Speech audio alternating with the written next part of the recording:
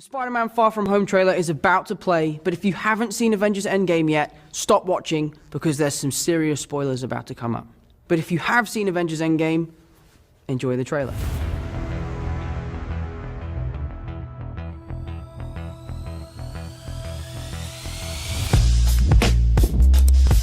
Welcome everyone to Marvel Hub. This is DK Dynamite, and today we're going to be talking once again about Spider-Man 3 and the apparent split between Disney and Sony, which would inevitably pull Spider-Man out of the MCU for future sequels. Now, after D23, Tom Holland, Kevin Feige, they obviously made their statements about what was going on, how Kevin Feige was pleased with the 5-movie arc they were able to tell with Spider-Man, and Tom Holland made it clear that he wasn't going to stop being Spider-Man, and that Spider-Man 3 would be taking the character in a different direction under Sony's leadership and not the MCU. But the thing is, looking at their statements, it really seems like a bit of damage control was done on both sides. You have the statement from Sony, which essentially says that Kevin Feige is busy with the newly acquired Fox assets and didn't have time to essentially shoehorn in assets they didn't own, and they also said that they felt confident in leading the Spider-Man franchise forward without Kevin Feige, since they feel like they learned all they needed to. Then on Disney's side, you kind of have this damage control where they're like, you know, it's not the end of the world, they told the story they wanted to tell, and everything is fine with Spider-Man. But then you look at some real contradictory reports, especially from MCU Direct. I'll put an image on screen, and I'm not throwing any shade at them whatsoever, but they made a statement that apparently at the Keystone Comic-Con,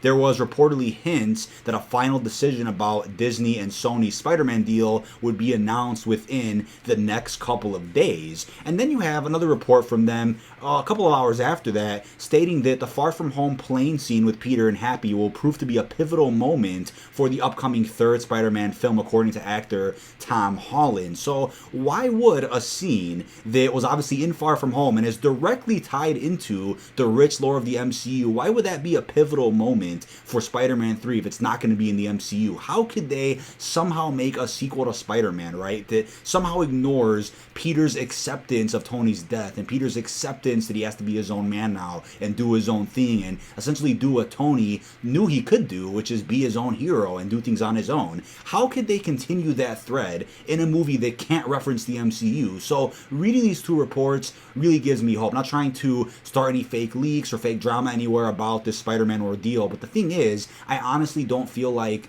we've seen the end of this. I don't think we've heard the full story from either side. I think what's going on is that there are some discussions behind the scenes, some discussions fell through, and unfortunately a lot of info with those discussions leaked out, and you then have different parts of the story on each side. You had one side of the story saying that Disney wanted more money and Sony just had it sitting on their desk for 6 months. You then have another side of the story where Sony wanted to offer Disney more opportunities to work with Spider-Man, and Disney sat on it and just ignored it completely. So you have bad info coming from both sides, and we don't know what the actual truth is. We probably never will. So I think in response to a lot of those fake leaks and rumors and controversies and all these hashtags trending, they both put out statements on both of their ends as a form of damage control to kind of ease the pain a little bit and kind of keep us optimistic about the future of Spider-Man. But the first thing I wanted to say was the fact that Kevin Feige himself, after Far From Home came out, said that the actual cliffhanger at the end of that movie sort of teased big plans for the next Spider-Man film and included a Peter Parker story that's never been done on film before. So why would he say that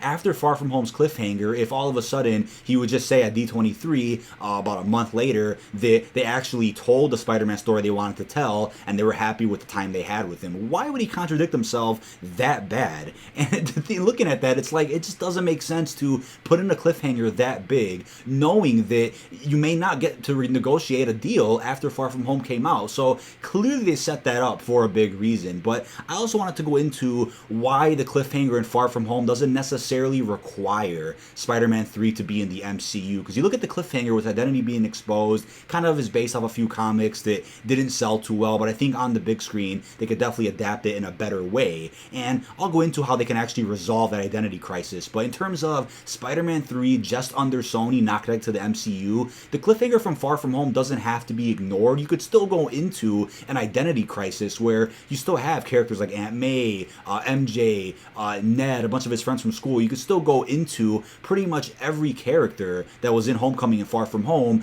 aside from the ones like Happy Hogan, who are directly tied to key characters of the MCU that Sony doesn't own. So they could still do that. They could still cover such a big cliffhanger like that in Spider-Man 3 and beyond. They don't need it to be in the MCU to continue with that story. But honestly, when you look at it from the bright side, right, let's just assume that a deal never comes through, Spider-Man's never put back into the MCU. When you really think about it, if it wasn't for Far From Home existing, then I would have been a lot more upset about this. Far From Home is the perfect film which not only acts as a bit of an epilogue to Endgame and really closes off Phase 3 with a bang, but it also gives a lot of closure to Peter's character, as obviously Tony was his mentor and they had a really nice arc with each other from Civil War all the way into Endgame. So Far From Home was the perfect movie to really kind of close that thread a little bit, give some closure to his acceptance of Tony's death, his depression, trying to become his own man, Happy Hogan giving him a really nice speech, then seeing Peter make his own suits, reminding him of Tony. Far From Home does all that so damn well, and if not for that movie, I would have been so much more upset about the Disney and Sony split, because honestly, if the split happened before Far From Home even came out, or if the split happened which prevented Far From Home from ever releasing or being made,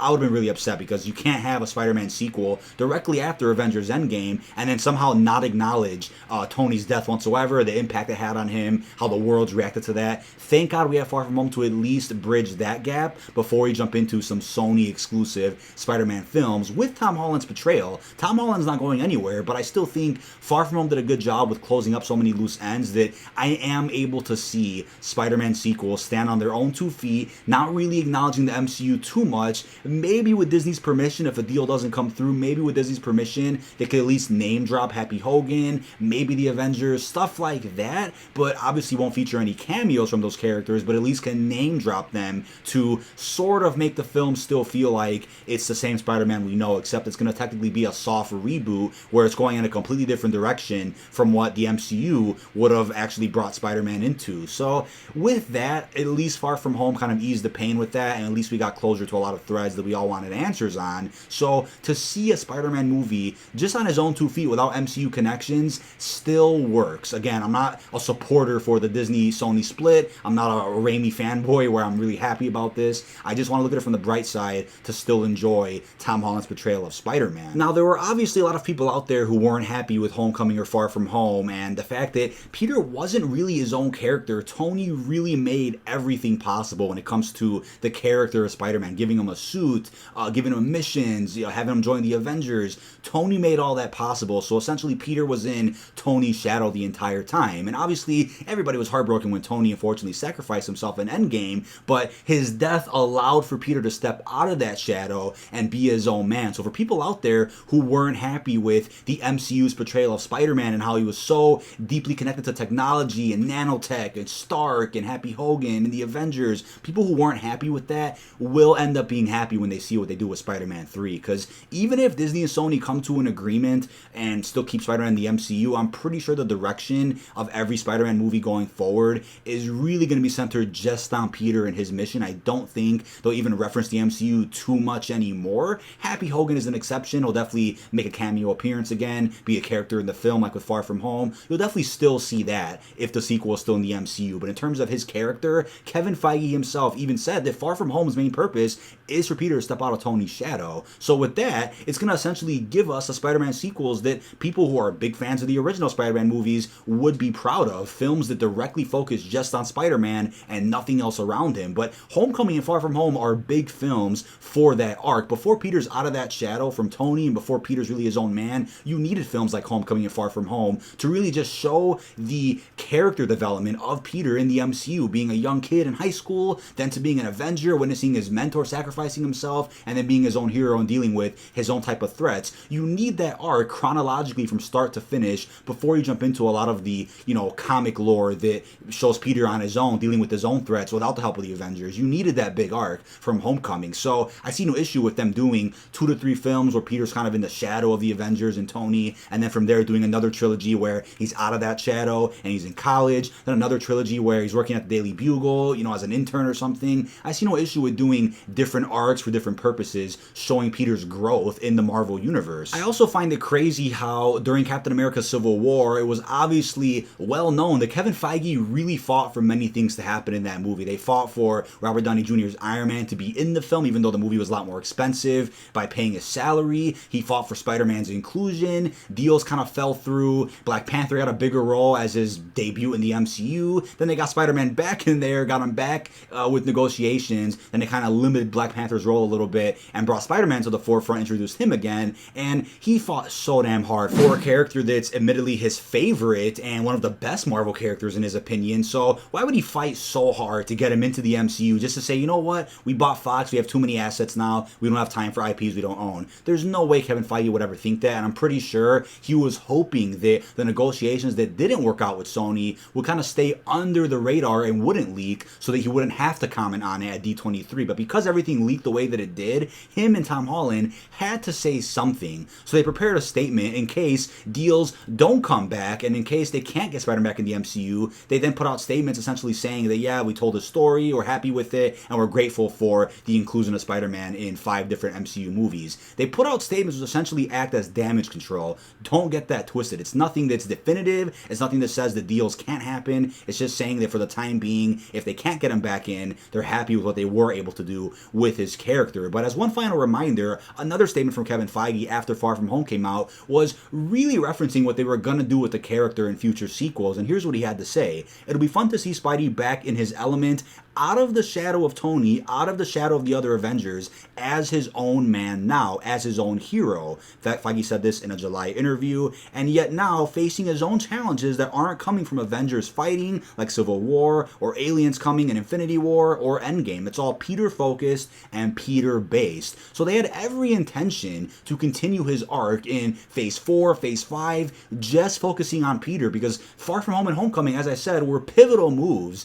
and just pivotal points in Peter's storyline when it comes to him maturing into a hero and taking advice, being a rookie, and then going into his own hero. Those movies are so important, but they still had every intention, even from day one, to eventually take him out of that shadow and make him be the Spider-Man from the comics. So there's no way they were going to always keep him in the shadow of the Avengers forever, where he was a nerfed character by any means, or not making his own suits, not facing his own threats. Sure, Vulture and Mysterio were really just showing signs of hatred towards Tony, not necessarily Spider-Man, but they still ended up becoming Spider-Man villains at the end of the day. So if they ever return in future MCU movies and they do the Sinister Six stuff, they'll obviously be going after Spider-Man since he's the one that stopped them. Now they'll be Spider-Man villains as opposed to their origins where they were really pissed off at Stark. And Vulture obviously could have directly attacked Stark while Mysterio knew Tony was dead already, so he was just taking advantage of the whole barf technology, getting the Edith glasses. That's another thing. What are they going to do about the Edith glasses in an apparent Spider-Man 3 if it can't be connected to the MCU, if it can't reference anything about it? Will Peter just somehow forget he has those glasses? Will they just ignore it completely? Like, there's so many loose ends left to cover that there's no way they could just leave it off like that. And again, they can cover the cliffhanger from Far From Home in a movie that isn't connected to the MCU. They could still do that, but when it comes to the Edith glasses, pretty much the entire plot of Far From Home centered around them. How do you just ignore that in a sequel to Spider-Man? But all in all, if Sony fails and makes a Spider-Man 3 that flops and just doesn't perform well,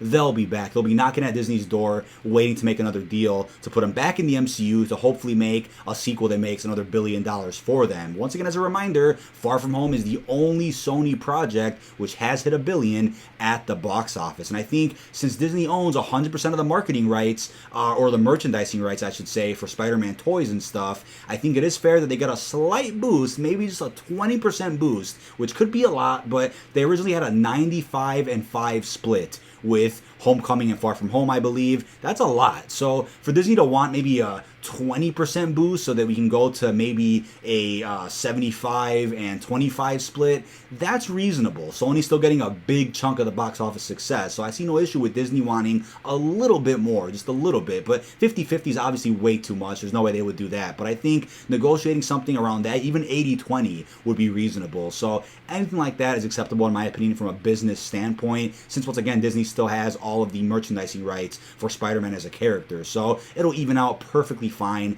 if they negotiate something along those lines. But that is about it. This has been DK Dynamite. Be sure to like, comment, and subscribe. And turn notifications on to stay up to date with latest and greatest Marvel news and information. Again, just as a reminder, MCU Direct and many other reliable sources are claiming that an announcement will be made later this week in regards to Spider-Man staying in the MCU, which directly contradicts any of the damage control that was made by Sony or Disney in the past couple of days. So we'll just have to wait and see. I don't think we've heard the full side of the story from either side yet, but we definitely will soon. But keep your eyes peeled, check all links down below, and peace out, everyone.